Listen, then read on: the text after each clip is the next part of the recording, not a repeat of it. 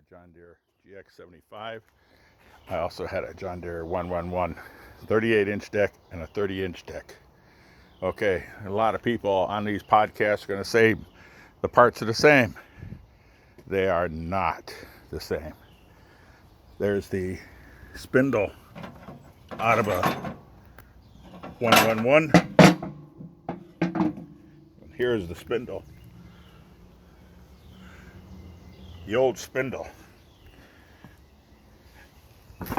out of the 30-inch. I had a junk one and I took it apart. I put new pulleys on it. This is, well, it's John Deere and it's proprietary, and they get paid by making it difficult for you.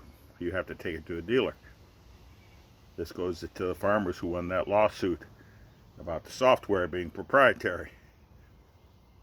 So anyway, use larger carriage bolts when you put this back in. Drill out the holes to a next larger size to accommodate it, because the other carriage bolts round off. So anyway, this is just to tell you, you don't have to pick up the mower and roll it over the deck. That's foolish. It's okay to jack it up. The belt is a pain, of course, and the spindles are a pain to rebuild, of course. So anyway, there it is. What else can I tell you to watch out for? Oh, these nuts on these pulleys, they're different sizes. And I think that one is a carriage bolt. 4-inch, 5-inch, whatever it is. And the spring, every time you try to get the pulley off, leave the nut on, put a pry bar underneath it. That's my pry bar over there. And whack it with a hammer in typical pterodactyl style. Don't forget the key. When you put it back together, don't forget the key. And the bushing. There's a bushing goes under there. Right on there, there's a bushing and then the key.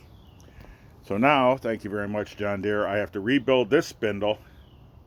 And my lawn's going to have to go a couple days because those spindles are terrible. And I don't know what else to tell you. So, there you go.